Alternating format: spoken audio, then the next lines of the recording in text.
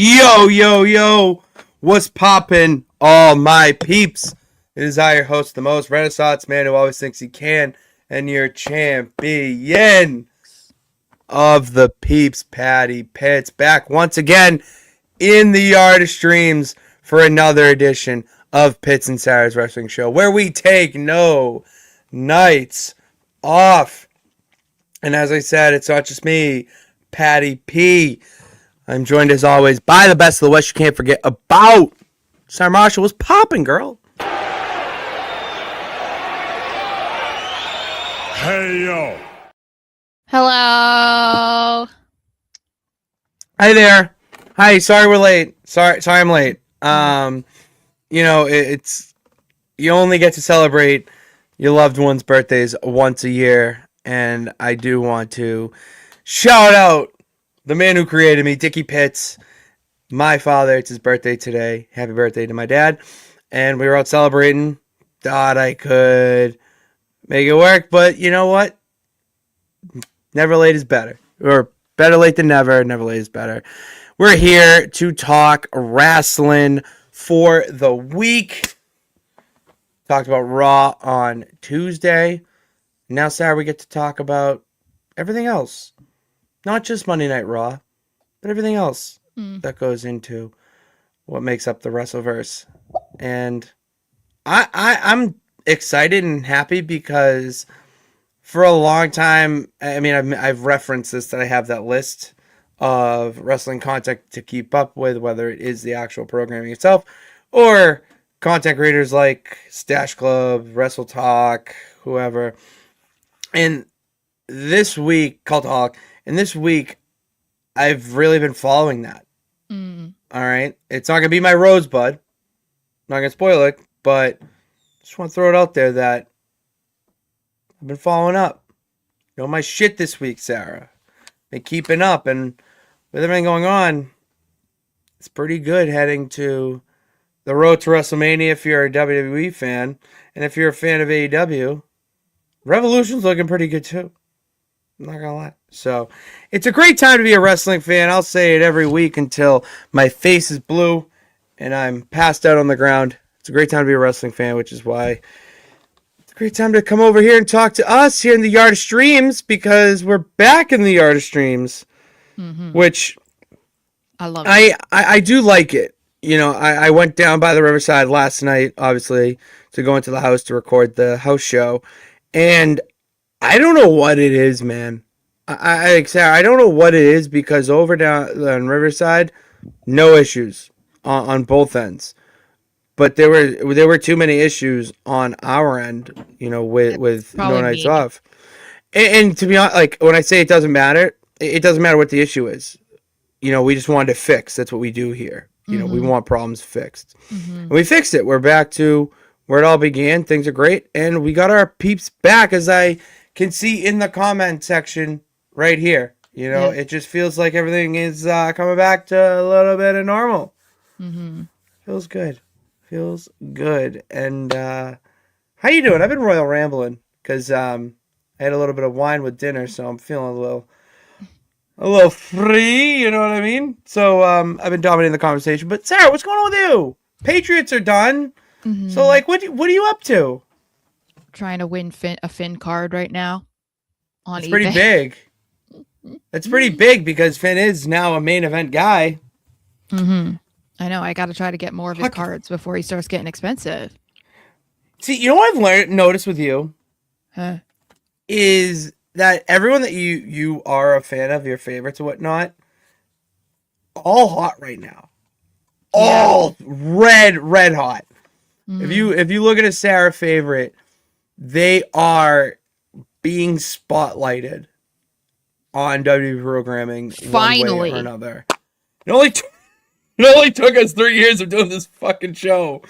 But and that's the thing, is like, I don't just pick, you know, whoever is popular. I mean, I feel like, I don't know, for me, it's like, you know, when people think about like how you pick your favorite wrestlers or whatever, I feel like for me, it's always just been like who I'm naturally drawn to. Mm-hmm. I mean, obviously there is part of you, just like with a man being like, oh, I love Rhea Ripley. When you first see her, it's like, oh, she's hot, so I like her. No shit. I Yeah. mean, so women do the same thing, but like, I liked Finn coming into NXT.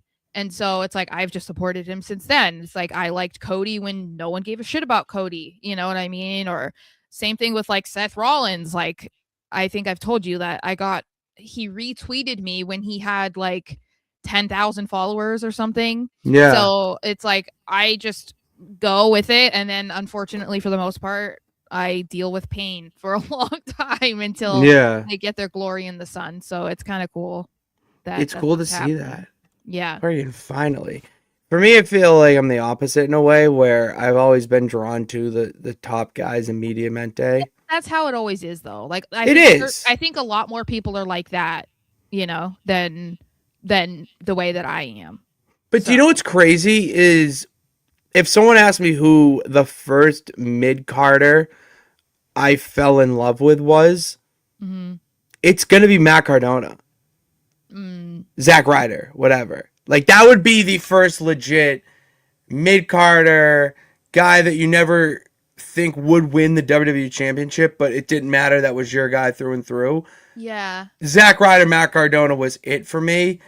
And when it comes to, like, I'm trying to think of other people, because of those other people, yeah, they were mid-carders and whatnot, but they're now in the title picture. I will say, a hand up, I was so ahead on the Liv Morgan fandom when she was in the Riot Squad. I wanted I saw the Riot Squad and knew Ruby Riot rules. She's just gonna be a wrestler, whatever. Like, kind of a just, yeah. Where Liv Morgan had the it factor, the look, the everything, where they could catapult her into being a star. I obviously at the time didn't know her love for the business, was equal to mine in a way. That she is a diehard fan too. But no, I've always been, going off of that, I've always been drawn to the wrestlers that grew up being wrestling fans. I feel like that's why Kevin Owens is my wrestling spirit animal, we'll say. It's like a bit more few and far between now, at least in WWE, because of the program that they have with like former athletes and the way that they recruit and stuff. Like it's kind of trying to find a needle in a haystack with people who grew up as a wrestling fan. And that's why I was saying, like, it used to be very gatekeepy, like 10, 15 years ago, where if you were a wrestler in WWE and you admitted that you didn't grow up a wrestling fan, like, people came for you because they were like, why the fuck are you here? You shouldn't be in this position. I mean, let's not forget when, Cameron was on Tough Enough and she said her favorite match was Melina versus Alicia Fox, and Stone Cold was like, who? It's like, yeah, because she just pulled out a random match that she saw on SmackDown. Watching training so that she could get an idea. Yeah. And people do not like, they have not forgotten that. So it's like interesting to see the dynamic shift in that way, because I think, people aren't going to shit on someone like Tiffany Stratton, or they're not going to say anything about Sol Ruka. They're not going to say something about Oba Femi, and these are people who were the athletes that moved into wrestling. So they didn't necessarily grow up these massive fans, but like, people still love them. If this were the case like 15 years ago, no, they would not be loved. Not online anyway. One thing that I've seen, or just an example of that, from what you're saying, is the Montez and Bianca, because Bianca Belair is just a freak athlete. Okay, it feels like she was born to be in this business, whether she knew it from her birth or not, and she never grew up watching it like us, we'll say. Where then you have her husband, grew up a massive fan, and he can be someone that can teach her some things, and she can learn from that. So it's such a different era now. And I like the word you use, gatekeep. There's no gatekeeping now in the wrestling world. At least to me, I don't see really any gatekeeping like there was before. Especially more or less from the fans side of things, is what I'm commenting on. The biggest one that I can think of was when, Kat Dennings, that is Two Broke Girls. She wanted to get into it, and wrestling fans were ruthless to her and mean to her online and just awful. Where, yeah, you still have those people, but it's such a smaller group now. Yeah. Smaller, demographic where you have people. I'm trying to think of the most recent celebrity who was like, I love WWE. I'm so into it. That everyone was like, oh, they're going to get the Kat Dennings treatment. But they didn't. It was the complete opposite. They embraced them. And, it's where we're at right now. I mean, everything I listen to, and even what you see, ESPN. Yeah. Like telling my 8-year-old self that, oh no, one day you'll see WWE on ESPN. I would laugh at you and call you stupid. Like, yeah, crazy. But yeah, it's good to be a wrestling fan right now, Sarah. It's really good to be a wrestling fan. We got some wrestling fans in the chat because we got to say what's up to the peeps. Sophia was up. And he said to me, Patriots fan, I'm a Ravens fan. Don't know who that was, but what's up? Popping to you. Wrong comment. Jay was popping. Dom should have won over Gunther. That's your opinion. Gunther didn't even win. And there it is. It was Javon. There we go. I love how our fans are watching the product as well. I did not watch it, but I listened to it. I listened to this entire interview. It was very good. And I still have my thoughts about Eva Marie. I do have my thoughts, but when you hear this interview, you gain another perspective from her side coming into the business, and I feel bad for having the thoughts I did about her not caring about it and only wanting to use it for a platform for modeling. No, she actually really enjoyed the business, but Vince got in the way, booking got in the way, opportunities got in the way, life happened. So, it's just really cool. It was really interesting to hear because I love hearing those stories. That's why I love CVV. That is why I believe he is, in my opinion, the best in the game when it comes to interviewing wrestlers, because you get to hear things that are rarely going to get pulled out of them regardless. I think with her, the biggest issue was her being on Total Divas. I feel like if she had just kind of like got into wrestling and then like trained and then debuted, it would be a totally different story. But I think because she was literally basically brought in for Total Divas, and then they immediately put her on the main roster and were putting her in these like positions that plenty of other girls at the time deserved more, people turned on her instantly. And it didn't help that she wasn't good. So it's and like she knows that. Yeah. No, she knows that in the interview. She's very admitting, like, that Yeah. when they chant, you can't wrestle, she's like internally like, no fucking shit. I just learned this like 2 months ago. Yeah. And so I think that's the thing too. It's like she wasn't put in a position to succeed, but she also wasn't naturally good. So it was like she couldn't make people change their mind, Yeah. So no, I it's not one I have been record on this show telling you to, watch that interview, check out that interview. With this, I'm not going to specifically tell you to watch it, but I'm going to give you the insight that if you do end up listening to it or see clips, like, we were wrong. There is so much more going on behind the scenes than what we know. And hearing her story, I gain a little bit more sympathy to her grind that, she wasn't put in the best position to succeed. The women as a whole were not put in the best position to succeed on WWE programming. And she even says now is a completely different story and is thankful that they do have that now. So, I did meet Alex Legg at Pro Wrestling Super Show, and it was cool meeting him. I always love meeting people out in public.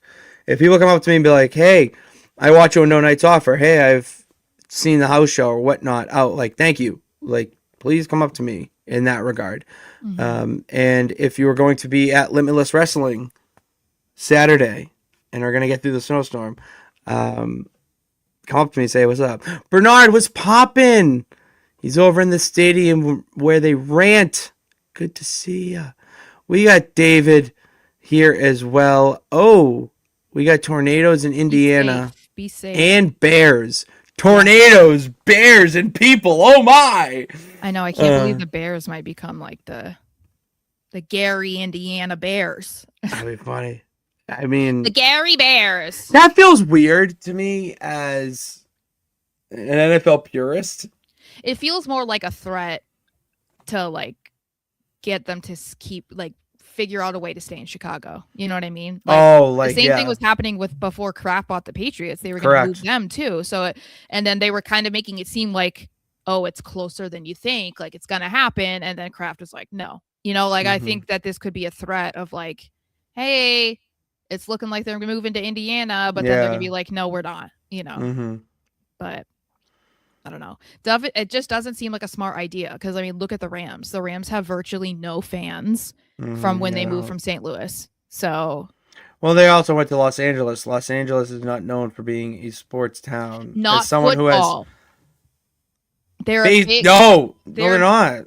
They're not. They're big for basketball and baseball, but not football. But the thing is, like, they don't even really they get the celebrity fans. My brother's out there, and I mean, he may not be the best example because he's in Hollywood. He's the writer and not into sports. But he is just, it's not it like it is here. You know, it's a real culture thing here. Like, that's one thing I love about New England is that sports are our culture. Yeah. And in Los Angeles, it's not sports, it's entertainment is their culture. So, yeah. I was going to hit the button, Sarah, for Don't Be a Lemon. I know, you have to upload it. I have to upload that again via Canvas. So, all right. So, Sarah, all right, here, you got to be teacher now, okay? I need you to rate my performance on Adam Rose. All right, it's my Adam Rose impression, okay? Okay. Don't be a lemon. Be a rosebud.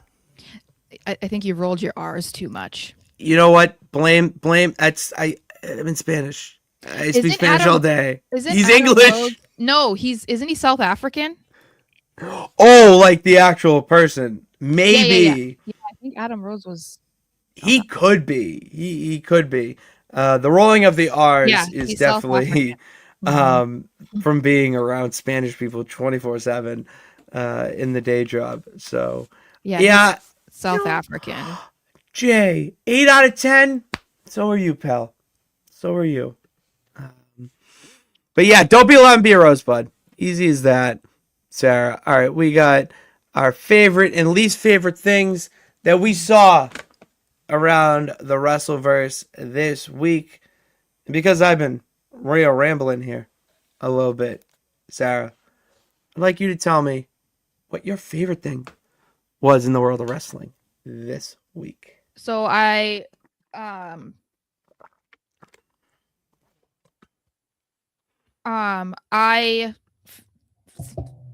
realized later on Tuesday night after we recorded that we forgot to talk about an entire segment from Raw.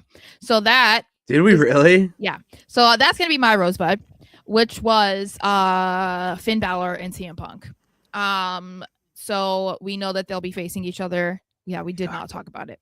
No shit, did we not? Yeah, we did not talk about it. I didn't get to talk about JD McDonough looking like a snack, you know? Well, you know what? Regardless, it doesn't matter now. It's in the past. So, Sarah, the floor is yours. Tell me what you thought. Yeah, so Punk comes out and is just talking his trash about Finn, whatever. And Finn comes out. Mind you, first of all, part of my rosebud, one aspect of my rosebud, his old theme song is officially back. Oh, yeah. Did you see that he tweeted the meme? Yes. Yeah. So I'm very happy about that. I do find it interesting. I feel like we're getting subtle clues, but like not so subtle clues. Babyface Finn is on the way or something, because it's not just that. The week before, they released a new Balor Club t-shirt So, and then they have the song like officially back, and I'm like, okay. And then we see this like standoff between Punk and Finn, and Punk is like daring him to come after him and or just have his dudes jump him, and Finn does not allow it. He's like, no, he holds his guys back because Dom and JD are in his corner. And they didn't appreciate that. When they get to the back, JD was like, what are you doing? Like, why were you stopping us? Blah, blah, blah. And I don't know. I'm happy to see that there's some sort of development with Finn's character, that we're getting a little bit more out of him rather than just being like basically the leader but not the official leader of Judgment Day. We're seeing more layers to him, and we're seeing him kind of try and figure out what is best for him. Maybe we're going to see a selfish side of Finn, which I think most people would agree he deserves to be selfish at this point, because he really, as great as Judgment Day has been for the most part, obviously it is kind of holding him back. I mean, they've relegated him to being in a tag team with JD, which has been fantastic, but Finn has been champions before, like beyond, like mid-card champions, and he was the first ever Universal champion. So people forget. Yeah. People forget. So like obviously his ceiling is higher than just being a tag team wrestler. So I mean, I don't have really any faith that he's going to beat Punk at Elimination Chamber, so I don't think anything like that will happen. But I am hoping that maybe there will be some growing tension within Judgment Day, maybe between him and Dom. Maybe he goes after the IC title after presumably. That's where my mind is at. I have this real inkling that some nonsense is going to go down at the chamber, and Dom is going to think he's helping, but eventually end up costing Finn the championship. I'm not sure how, because that's what I was thinking too, because that feels like the easiest way to set it up. But I also don't love that. I don't love the idea of Finn losing not on his own. You know what I mean? So wait, why? Wait, you would, so you'd rather CM Punk just hit him with a GTS clean?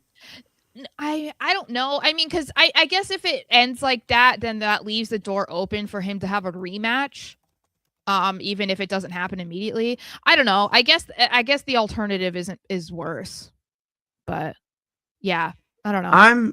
That's where, and I'll put my my booking cap on here, that I would much rather see Finn lose not because of his own accord.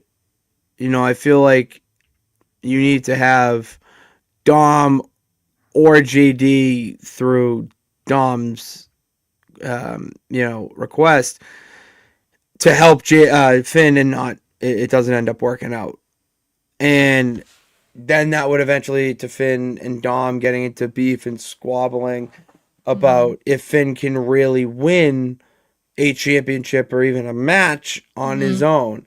That would eventually snowball into a Mania match between Dom and Finn, getting Finn some gold. Dom can relinquish the title and focus more on the AAA title, and that way, and then have Finn go on a little bit of a run with the Intercontinental title to legitimize himself. It feels like he's been in this dark basement, kind of a basement similar to mine, with the Judgment Day for so long, and just making sure that the Judgment Day is winning the championships. The Judgment Day is taking over Raw. But what about Finn? What about Finn? It's time for Finn to get the recognition, the respect that he deserves. I want it. We are one of the more pro Finn Balor shows, I think, out there. Yes. Between your fandom and my just pure love for the man. How does one man's body look like that? I can't. I'm sorry. I'm not getting into that rant. All right. Maybe another bottle of wine. But Sarah, do you have anything else to add about your rosebud before No. I go into mine? No. All right, mine's simple this week because here's the thing, Sarah. As I mentioned, I watched everything this week. All right, I'm keeping up. We know what's going on. We're back, and I'm going to Limitless on Saturday, so I'm pretty pumped about that. And I don't give a fuck how I get there. I don't care if there's a snowstorm that is trying to limit me from getting to the state of Maine. I'm gonna get to the state of Maine and have a pizza, enjoying it. So that's my rosebud because there's nothing that I'm more excited about this entire week that is involved with wrestling. Another rosebud just off cuff and related to Limitless. Becca was on AEW Dynamite last night. She was in a tag match competing against Alex Windsor and Jamie Hayter. Nice. So that's awesome. Like that's exactly who Becca should be competing against at this stage and crushing it. She had a double, like a springboard cutter, double cutter. Great move. She crushed it. Nice. And I really hope to see her on Saturday. I don't know if she's going to be there. Sold out crowd, though. We got a sold out crowd in Yarmouth. I'm pretty bumped. I'm pretty bumped. Talk about your lemon because I have mine and I gotta I gotta think of it again because I had it. I've been boiling it, but as we do in the house manners, ladies first. What do you got? So we found out, I don't know, earlier this week that WWE was going to start working with brands, like more brands, and that wrestlers were going to then be wearing it on their merch and their gear. And the first one that we are seeing is Dominic Mysterio with a new t-shirt that literally has dude wipes on the middle. And I just think this is the dumbest thing ever. Also, why the fuck is he wearing a t-shirt about wipes that dudes use to wipe their ass? Like, why is that on a t-shirt?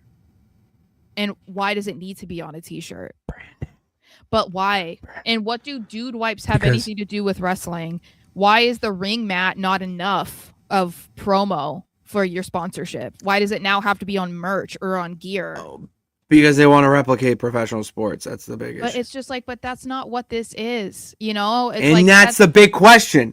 That's the question that we have a debate all the time. It's going to be the debate of end of time, is that it's not sports. It's not Hollywood. Well, it's not UFC. That's like what. And that's the big thing. They want it to. And at some point, we're going to probably see it. I mean, get Emily like that. But it's not. I don't mind it. I know I'm going to be in the minority here, but I really don't mind it. And it's probably because I've been not, what's the word I'm looking for? Like, it's just been ingrained in my mind with professional sports that, to me, I've just felt like this was inevitable. You know, that, I mean, if you look at an English soccer league, or any soccer league, they don't wear the team's logo on their chest. They wear the ad that the team's sponsored by. Yeah. You know, so that's where my mind goes. I'm like, okay, well, cool, whatever. And I will say that the Dirty Dom collab, Sara, could be so much worse. That's not even that bad. He had it covered up, and it could be just me not. I wouldn't buy that shirt. I would pick one of the other fabulous T-shirts or apparel that they have on WWE Shop. I just wouldn't pick that one. So it might be just that in me, but I don't know. It does suck. It's like, all right, why do we need it? Yeah, I feel like that's stupid. The big thing. That's the thing. It just like looks so dumb. Okay. Like, why do we need that on a t-shirt? Like, that is of a rib cage and dude wipes is in the middle. I mean, like, I don't like it in general, but I mean, if the athlete is only going to wear it, then fine. But don't fucking try to sell that shit. No one's going to buy a t-shirt with dude wipes on it. Like, I hate to break it to you, though. People are going to buy it. That's ridiculous. I hate everything. Because the thing is then don't complain about TKO. Oh, well, yeah. Don't complain about TKO if you're going to buy that shit. I mean, yeah. It hasn't happened yet, Jay. It's like starting soon. So yeah. I think, I don't know if they put it up on the W shop yet. I don't think Kyle said it yesterday when we were doing our ad read. So I don't think so. And there's a lot of other Dirty Dom merch that you can buy. You know what I mean? I use Dude Wipes. No free ads here, but I use Dude Wipes. I don't need to get that much personal other than that. They're cool. You know? I think they're cool. It's a great product. Do I want to see it on a t-shirt of my favorite wrestler? No. You know, I feel like wrestling t-shirts at this point are already gaudy with their logos and whatnot, and make it real tough to fashion out. But I might be a boomer. Who knows? You're not quite a boomer. Thank God. You know what? Thank you. I just heard a boomer make a comment upstairs. Boomers are yelling upstairs. My lemon of the week is pretty simple. It's really simple and close to my heart. The Victorious BRG. My guy. Friend of the show. Best friend of the show.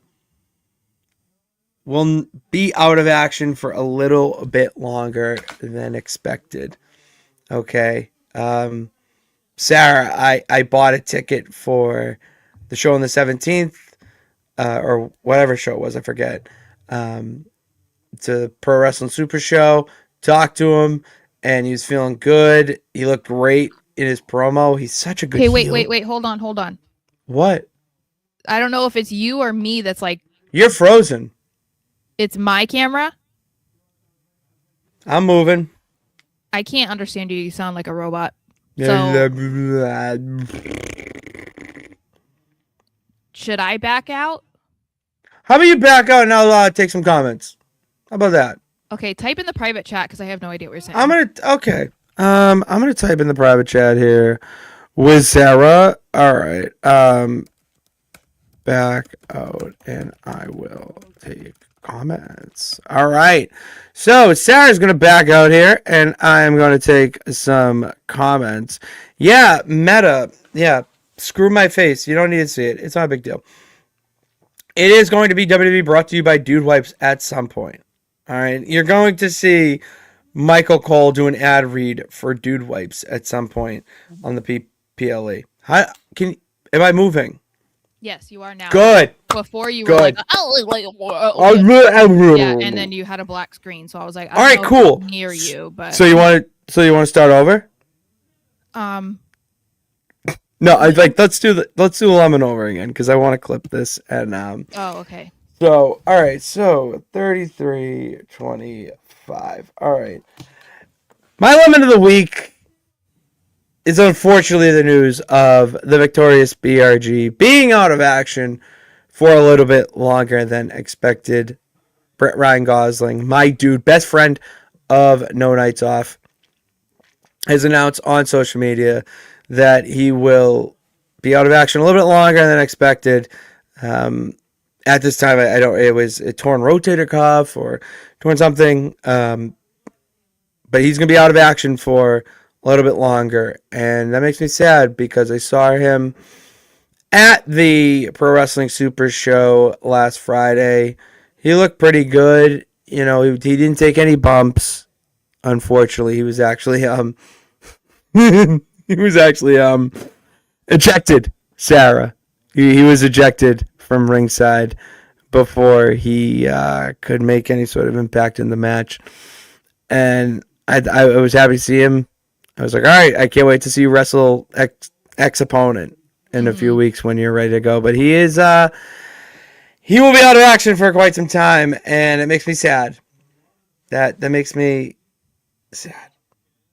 And I know I would hope it makes you sad too, because you're a fan of the Victorious one. Well, I mean, I don't wish ill on anybody. I mean, obviously, well, good. You know. Fuck so, yeah. Fuck yeah, Sarah, you're a good person. I like it. I like hearing that people are good people. But no, I feel like side note, but staying with the conversation topic, I believe that Brett would be a heel that you would be a fan of if he wasn't like you didn't know him like you know what I mean, like his character is so good. I mean, the way he was just interacting with the fans at ringside and working when he wasn't in the ring. You know, there's just little things like that that take someone from here to here. Yeah. And he gets it. He's one of the best minds, at least on the independent scene that I know. I'd like to get introduced to more people on the independent scene. I know the Pro Wrestling Super Show World Champion DJ Powers did just repost my video of Nico Silva giving him a swirly, so that was cool. I tell you, did you see that video?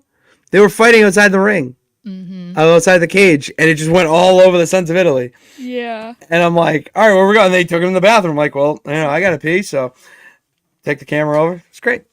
It was awesome. It was great. Love independent wrestling. You guys should too. All right, that's all we got for our lemons and rosebuds. I do believe, though, Sarah, we have our own comments. Our peeps, the Pits, Fits, and Yes Boys, giving their comments about their lemons and rosebuds. Our guy Jay saying that his lemon is Cody and winning and Sammy. Cody had a better story fighting with Jacob for 2. I know. I kind of felt like that's what, remember, I thought that was, or I don't know if I said it to you, but I thought that was what was going to happen. I was like, I think Sammy might win, and then we'll see Cody versus Jacob at Mania. I guess we could still see that. Maybe Jacob interferes or whatever to prevent Cody from winning the chamber. I don't know. That seems more intriguing to me than seeing Drew versus Cody again, because I mean, maybe there's more to that story, but we've already seen it a few times, so it doesn't feel like that should be a Mania match. Like, I want to see something fresh at Mania. You want to see Sammy versus Drew at Mania, is what you're saying? No. I no, I don't necessarily want to see that.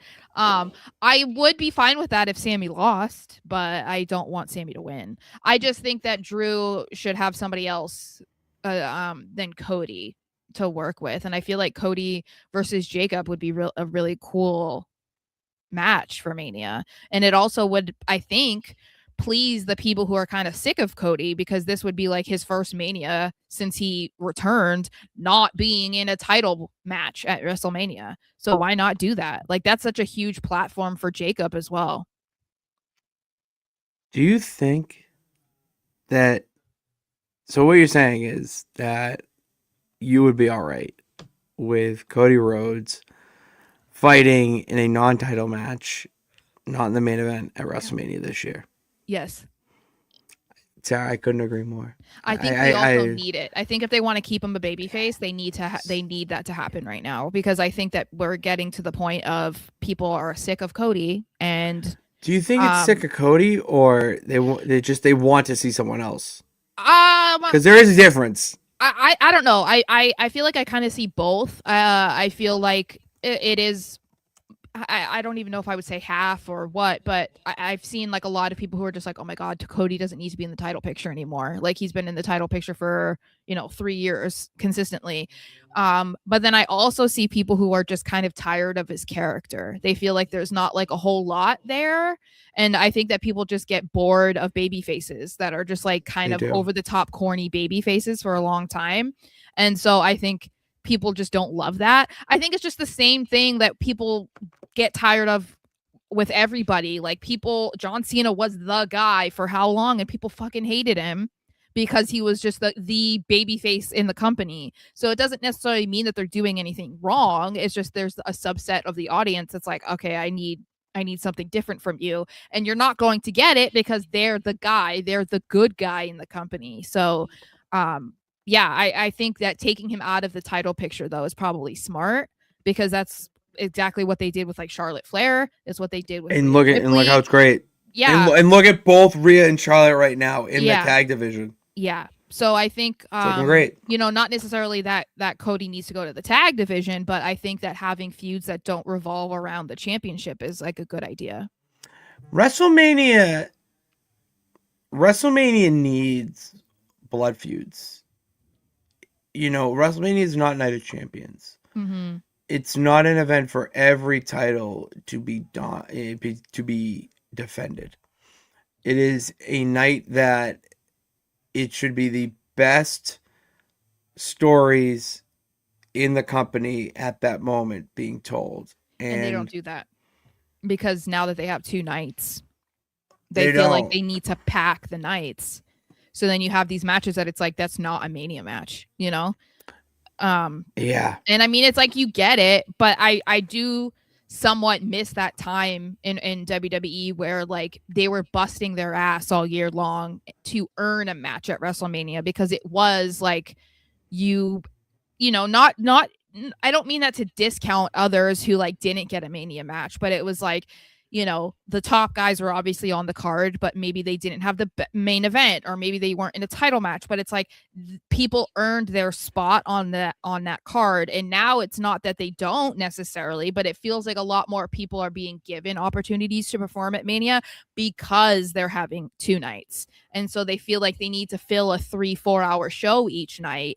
And it's like, okay, well, yeah, we're going to have like 7 matches each night. And it's like, that's crazy to think about a WrestleMania having 14 matches. And, you know, there aren't 14 matches full of people that deserve to be, like that there aren't 14 compelling stories that people are like, yeah, those all need to be at Mania. Mm-hmm. So it's like, it's inevitable that we're going to get some fillers. But that's what I love too, because I feel like some of the matches that maybe don't necessarily need to be at Mania, sometimes they end up being the show stealers, you know, like the multi-man tag matches that like no one gives a shit about, but they're the ones that were like the best match of the night. And it's because they know they're going into a show that it's like, maybe we don't need to be on this card, but like, let's make sure people remember us at the end of the night. And so sometimes that can happen, but well, like, I mean, I remember the Austin Aries Neville match.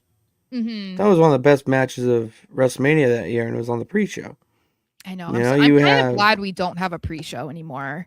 That just felt like so. They had one at the Saudi Rumble, but it was dark matches. I just don't love that. I always felt so bad for them performing in front of an arena or stadium of people coming in. You know, it's like that just felt so disrespectful to me, because I'm like, people aren't even there to watch. Like, they're still filing in and you're asking these people to perform. It's like, I don't know. It's like, it's bad enough that they only got put on the pre-show, and then it's like, okay, they're on the pre-show, but they're not even like, in front of people. You know, names on the card is something. Yeah, I guess, but I don't know. So let's round the rest first. Let us know your least favorite and favorite things that you saw in wrestling this week, whether it is commenting down below or even reaching out to us on social media at SMarshXO on Twitter and at Patty Pitts, PADDYPITTS on all social media platforms. Let's take a trip. We're going on a trip in our favorite rocket ship, zooming through the sky. Pitts and Sarah's got no. Come on. No, I know. Yes. No, let's get some rhythm. Feel the rhythm, feel the rhyme. Get up now. It's wrestling time. You have to remember, I used to be on a hip hop dance team. You might not believe it. You look at me, but I can't. You just unlocked like a memory of you telling me that, and I was like, I performed at the hip hop championships in LA. Okay. So we got to have you crunk. We got to see some crunking. Oh, hell no. No, thank you. That's funny.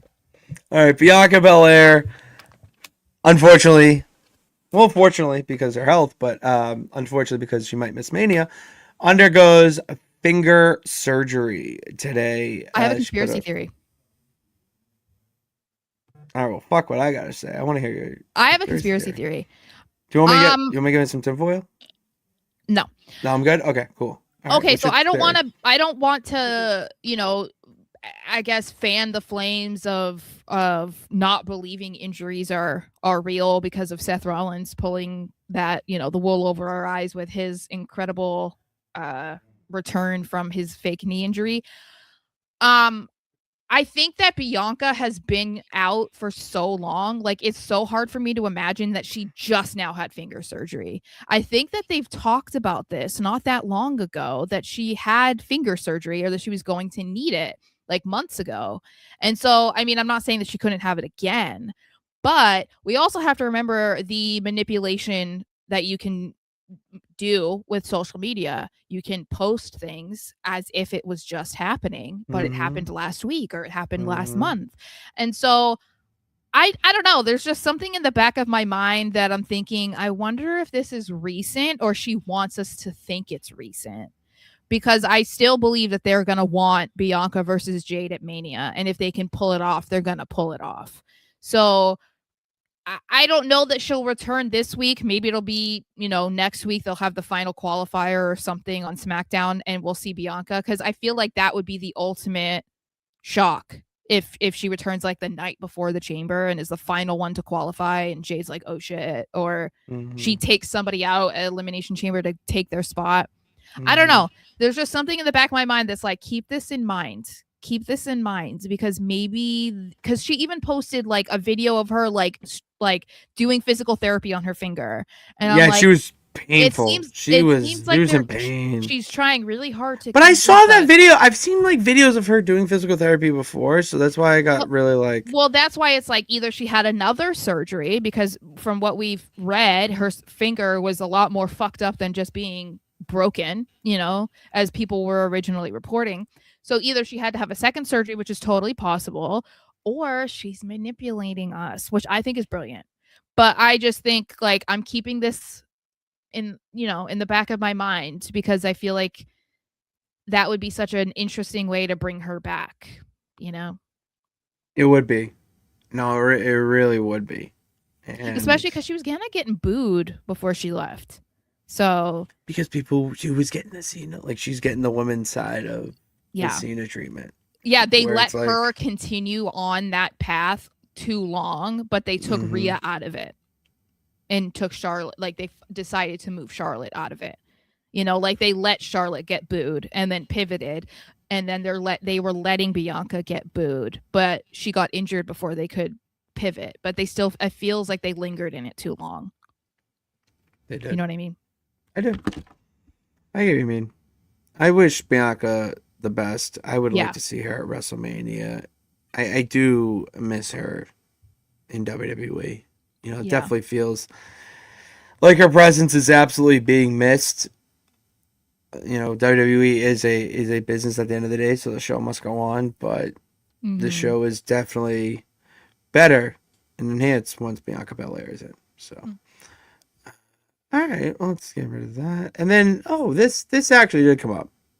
All right, so John Cena revealed when he was supposed to win number 17, when he was supposed to be the unseen 17. It was supposedly supposed to be a lot sooner, Sarah, than expected.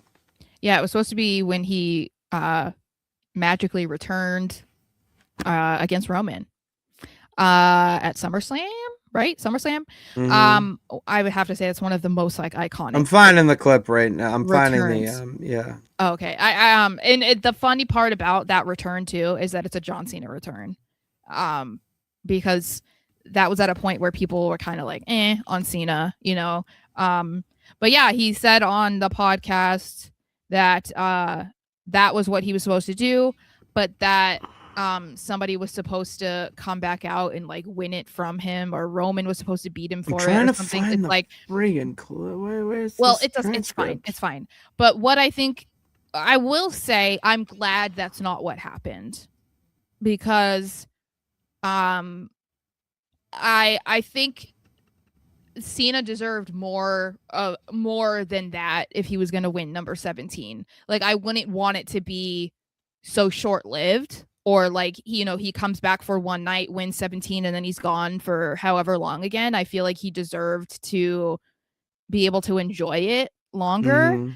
I also think it's interesting to think about that in the context of Roman because of the bloodline. Like, what would that have done if they had Roman lose? Like, I don't know. That's kind of interesting. Also interesting to think that Vince even considered that, because Vince is the reason why Roman was champion as long as he was. So, I don't know. Like, I know that we didn't love Cena's heel run last year, but I did enjoy like his title run. So I would much prefer we got what we did rather than getting this. Yeah. I'm all right with not having Cena win it then. You know, it's heel turn or not. It felt that Cena needed to win number 17 during this retirement run. And at Mania.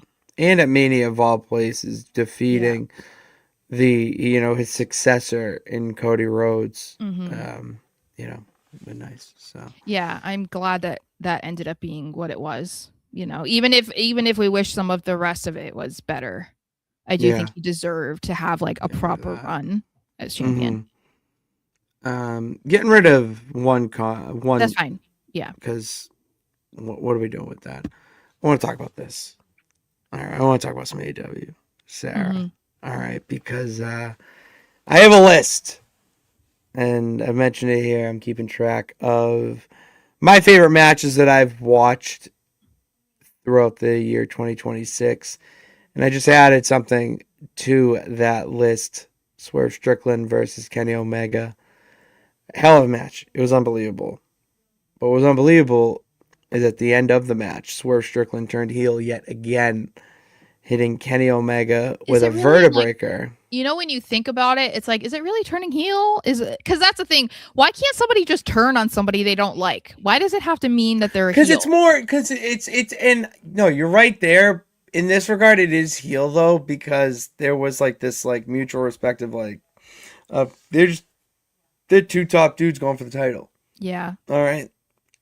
Were they competing to be like number one contender or something? There's some storyline going on in AEW right now where it's basically the top guys between Hangman, Swerve, Andrade, Brody King, like there's all like are just going at MJF because he issued an open challenge of whoever wins the most amount of matches leading up to Revolution will get a title shot. And didn't Hangman say if he doesn't win, he'll never challenge for it again? And that's the other thing that's crazy, too. And he also didn't say, I will never challenge MJF for the title again. No, it's the full-on Cody. It's the Cody stipulation. But, like, so what does that mean? Like, what if he does lose? I think he's going to lose. But, like, what, like, people were saying, they brought it up, it was a good point. I saw that people were saying if he's going to go full-on with the Cody thing, Cody not being able to challenge for the title was part of the reason he ended up leaving AEW. So see, okay, and here's my thing. All right, I don't believe it has anything to do with that.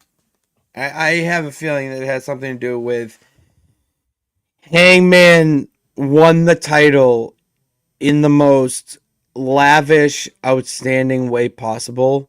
In the story of defeating the Death Riders. Mm-hmm.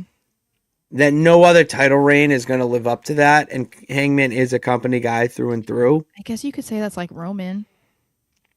Like Roman being champion again, it's like everyone's going to compare it to the Bloodline era, and it can't live up to that. I know it's not. No, I do.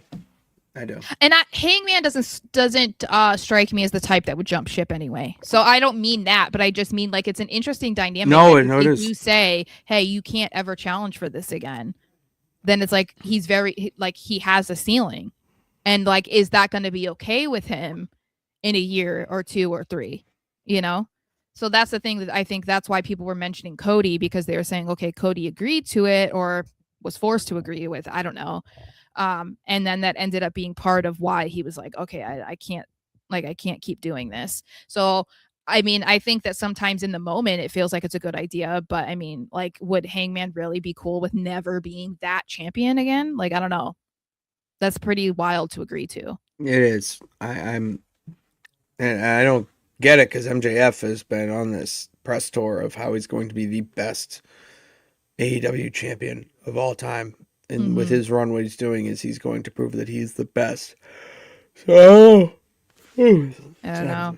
I mean, I guess it's more like it feels more dramatic if he just is like, yeah, I'll never challenge again, as opposed to like, I'll never challenge MJF again. It's like, all right, whatever. You know, like that's not as, I don't know, intriguing, but still kind of crazy. It is. Because imagine like an NFL team being like, we'll never compete for a Super Bowl again. It's like, what?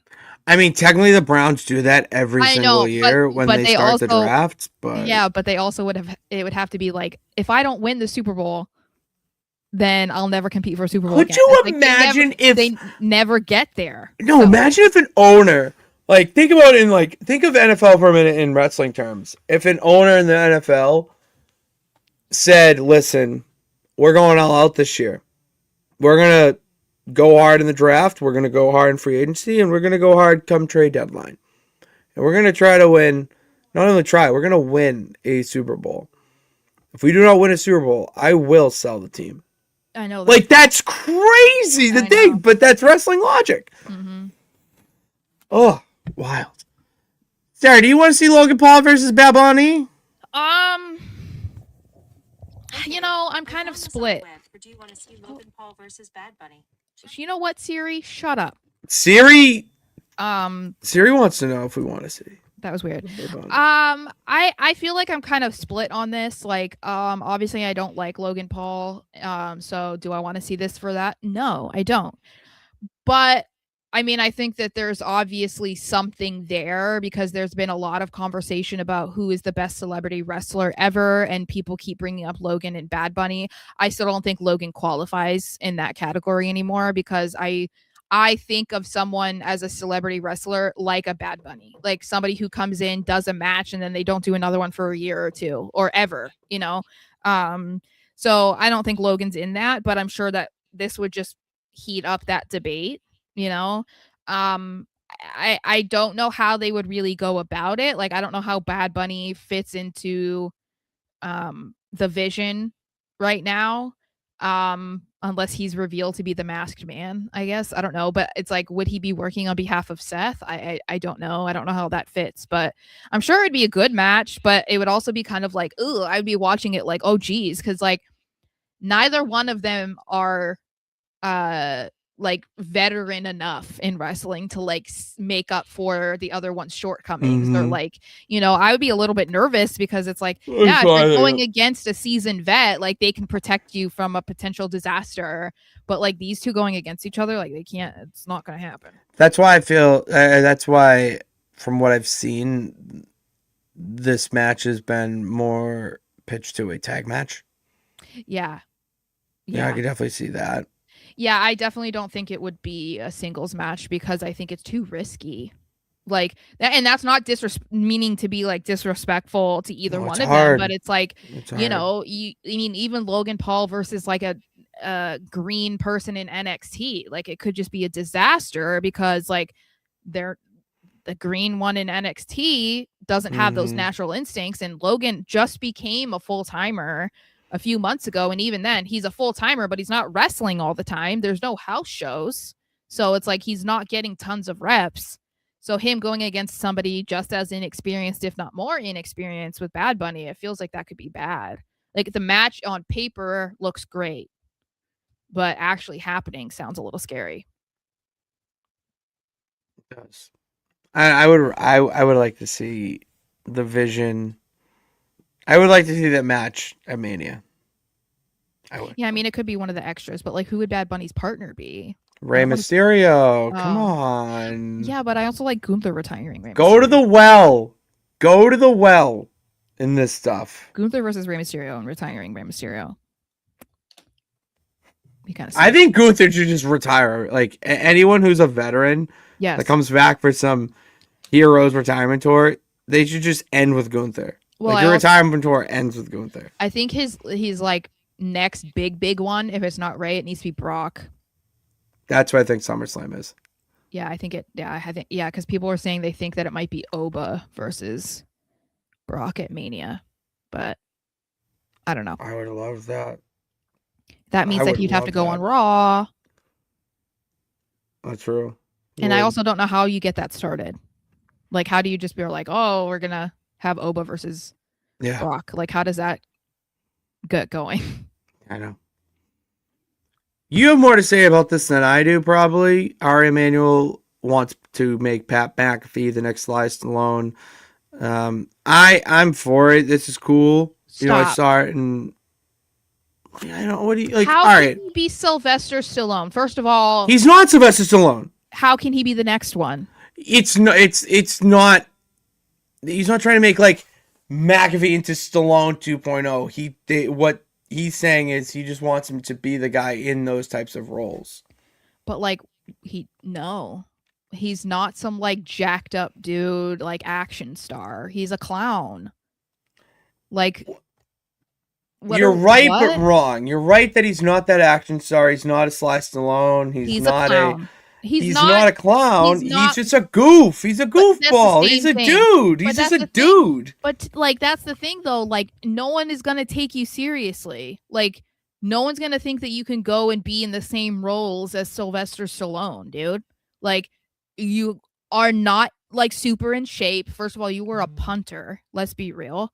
And he's just like a goofball, like you said. So it's like then trying to force him into these types of roles is really weird to me. Like I don't see how they correlate. I don't see how that is like the next step in McAfee's career. It feels like he wanted to do a podcast and he wanted to have a show and he wanted to be calling football. He wanted to be in wrestling. It's like, so then why would you then become an action star? Like I don't really understand how that makes any sense.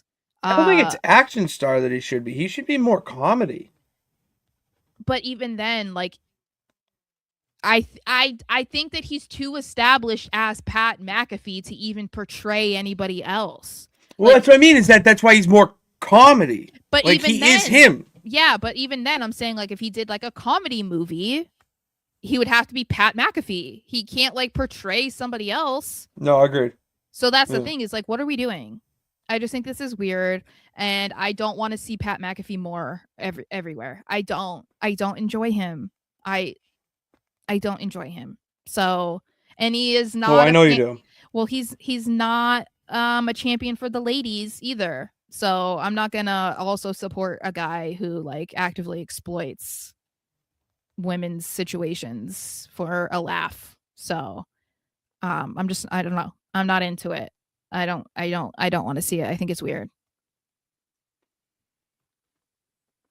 And then finally, that was going to be my lemon, but I chose not to. Okay. And then finally, to wrap up around the Wrestleverse, Tama Tonga did actually face reveal Rey Fenix, which I didn't see, but you did. So yeah, because I had been scrolling on TikTok and Tama Tonga kept popping up because he goes live on there a lot. And then obviously because, you view one of his posts, so they keep popping up. And then I saw one and I was like, who is that?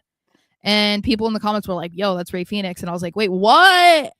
Mm-hmm. So I downloaded the video before he deleted it because he, of course, deleted it because I wanted to show my sister. Ooh. And yeah, from what I saw, I think he deleted the video from his TikTok account.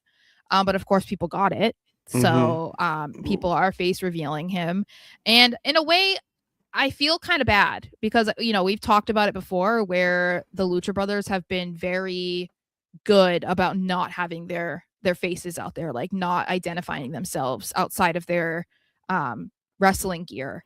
And so I felt kind of bad that Tama probably just wasn't thinking, because Rey is probably just like one of the boys and just took a video absolutely. And posted it. And then it was like, oh shit, Yeah.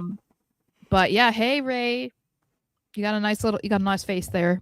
I will say you got a nice face. Yeah, you got a nice. Sucks when that happens. Face. Gotta be better at that. You gotta be better at that shit. Yeah.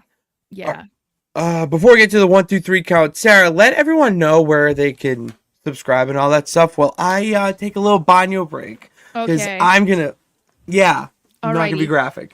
Thank you. Yeah, so obviously if you are on Twitter, you can find us on YouTube at No Nights Off Show. If you can also find us on TikTok at No Nights Off Show. You can follow me on Twitter at smarshxo, and you can follow Pat on like every social media at Patty Pitts. Patty with D's, double D's. So yeah, we're hoping to get back to posting a little bit more content than just our live streams. It's just there's always a lot going on. The NFL off season just started though, so I'll have a little bit more time. So hopefully we can start cutting clips and whatnot. But yeah, so we shall see. I think that was good. Yeah, Good that was take. fast. I try to be, I don't like to.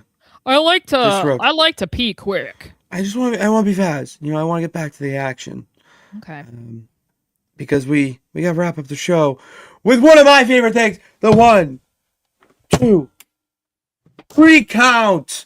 Starting off with numero uno, Sara. Mm-hmm. We're getting a Stash Club Wrestling No Nights Off collab. We are.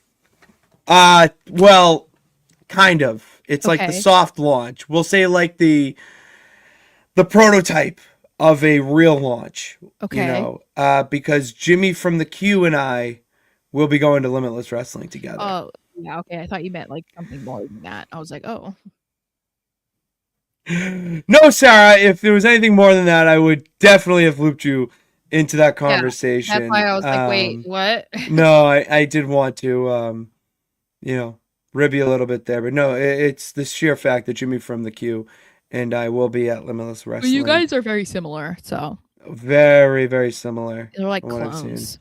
It's funny. No, it really is. So yeah, him and I are going up. I'm pumped for that on Saturday. Gabby Forza, Limitless Rumble winner, will be challenging Donovan Jijak for the Limitless World Championship. And I'm going to see Channing Thomas again, but not with Anthony Green. Anthony Green was injured over in India wrestling for their premier wrestling promotion. So I will not see the best thing in wrestling, unfortunately. Wrestle, but I'll see him anyways, because you got to sell merch. If you're an indie wrestler, you got to sell merch. So he'll be at the merch table and whatnot. And you know what I really hope I see? And I want to bring to you should at least look him up. His name's Jermaine Marbury. He's Stephon Marbury's nephew. He's pretty good. He has some cool moves. The one that comes to mind off the top of my head is he does a Euro step neck breaker. And I was impressed. So he does it actually, when done well, it's very smooth.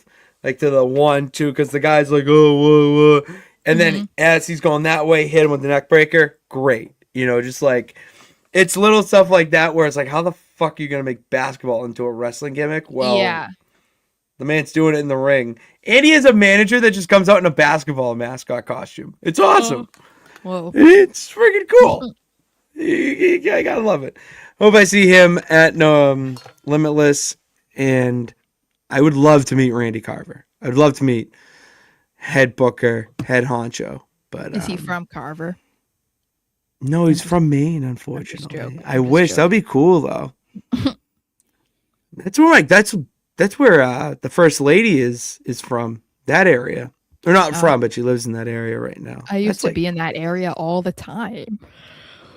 Oh yeah, because you were in Plymouth, because that's it's close. Yeah, it's right there. Plymouth. I had a babysitter that lived in Plimpton. I know Plimpton. I used to play baseball there. Yeah. I used to play baseball in Plimpton. Yeah, I lived in Manamet, Halifax, Wareham. Halifax. Okay, and Wareham. Not really the Cape, but almost. Mm-hmm. Almost the Cape. Yeah. So yeah. All right, next up, the list of nonsense. Starting off something, Sarah. There's a lot of Chris Jericho talk circulating in 2026. And you know what? I'm hopping on that bandwagon. I'm going to gimmick infringe a little bit. starting with my own little list because people are pissing me off. All right. In 2026, I'm starting to have my emotions again. All emotions are starting to regulate. Okay, because I'm going to movies and I'm crying at romantic, nice scenes, sad scenes. So good, you have emotions there. You're happy. Like, are you wrestling. gonna watch American Love Story? American Love Story? Yeah, JFK and. Oh, I think I would. Oh, I would. That looked really good. My mom used to like hang out with the Kennedy people. Massachusetts, baby. I know, in Hyannis. Yeah. So, yeah. So I was in Chatham last saw, weekend. JFK Jr. in person quite often, and I hate her for it because I'm obsessed with him. Handsome guy. Very. He's a looker. He was a looker for sure. Very. So, with all that being said, I felt like I should have my own list of people that need to get put on notice. Sarah, okay? Because, I'm just going to... You just made the list! We need people that need to make the list, okay? And I'm starting off with numero uno. All right? And it's going to be not a hot take for you, but probably a hot take to many in the IWC. So, I have some beef, Sarah. All right? I have some beef that I gotta let out right now. I'm really annoyed. Okay. So, I invited the LA Night Girl to the house show. Oh. All right. I wanted to have the LA Night Girl, Brie, come over to the house. All right. She's got a lot of followers. She's a fan of LA Knight. He's big in the news right now. Competing for that chamber.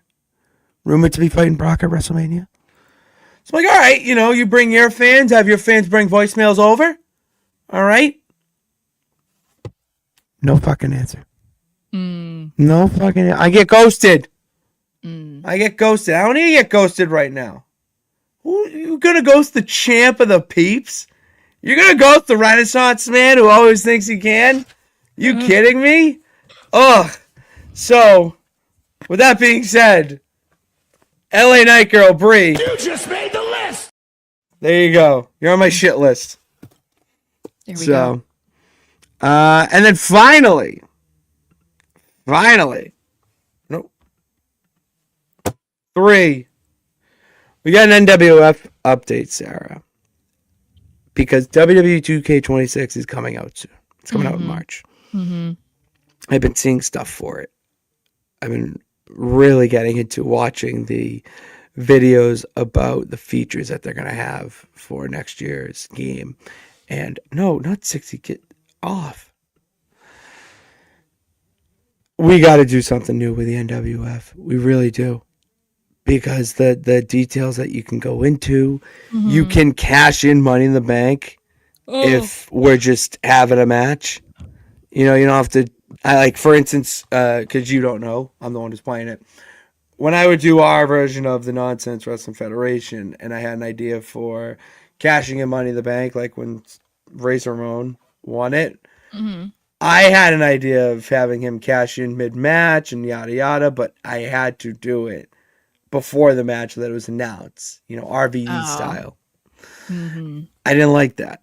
And there's a bunch of other features too, but can PlayStation and Xbox play each other, or is it still like only Xbox players can play? You can do cross. I'm pretty sure you can do cross. Oh, you should figure that out, because if you can, I might be able. I maybe could get it because my sister has a PS5. So, well, yes, I would very much like that because I've already talked to Shake.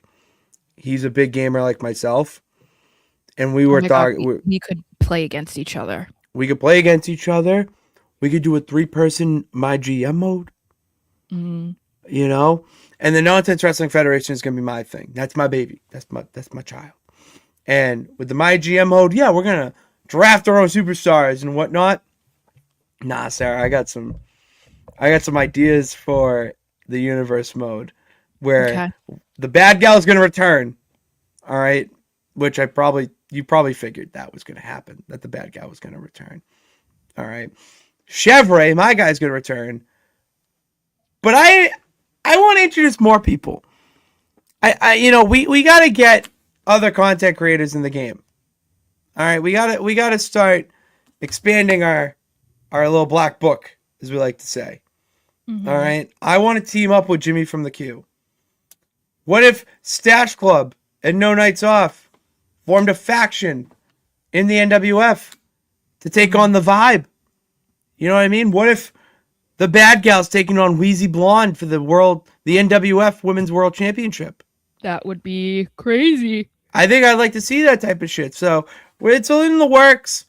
It's 2026 is about. So for right now, 2025, your boy and Captain Nonsense are scheming. You know, we're trying new things and just trying to fizzle out things. Once WWE26 comes out, holy shit. That might be the only game I play until September. All right. We'll get on that bandwagon. I can consider getting it. If I can find a way that we can do cross-platform. I don't have an Xbox, so. And I'm not going to tell you to buy one. That's stupid. Yeah, no, I'm not. Yeah, I wouldn't. Even if you said, Sarah, you should buy a Xbox, I'd say, no. No. No. I mean, I barely pay mine now. I mean, for God's sakes, after we end this stream, I'm going up to my bed, throwing on TNA, and we're playing fucking Mario Party. Xbox and PlayStation could not play Grand Theft Auto together. Well, that's good news because we're not playing Grand Theft Auto together. I know, but so don't have to worry about that. It says Xbox and PlayStation players can play 2K25 together, but only if they are on the same console generation. What? Crossplay is supported for online multiplayer, but it does not work between different generations. So that I would assume that means I can't. What? I don't know. We'll figure it out. We will absolutely figure that out because you can look into it because I'm kind of like video game dumb. So no, yeah, I'm so excited for that, and I want to challenge my dudes over at Ringside Rant. You know, I think I would book better than Shake. Love you. Toxic.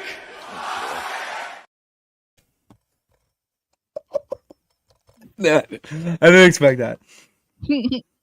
That's talk. That was very toxic of me. Or wait, brag. No leads. Still low. Da da da da da da da. So funny. So good. Yeah, that's all we got for you this week. We will be back next Tuesday. All right, next Tuesday. And a little foreshadow heads up, Sarah. Oh, never mind. I'll bring it up to you afterwards because I forgot what week it is.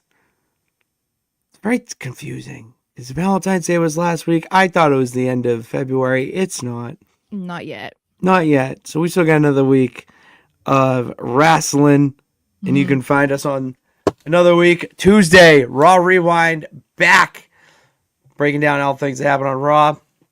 And in the meantime, if you want to still see us or hear us talking about all things wrestling, go over and follow us or hit the subscribe button and bell notification so every time we go live and post new videos, posting clips from this episode up on the YouTube and our TikToks. In the TikTok page at No Nights Off Show. So go check that out. And then follow us on all social media platforms at SMarshXO on Twitter and at Paddy Pitts, PADDYPITTS on Twitter, Instagram, and TikTok. That's all I got. So thank you guys for tuning in. God bless. Remember that you can do it. All you got to do is try. We will see you on Tuesday.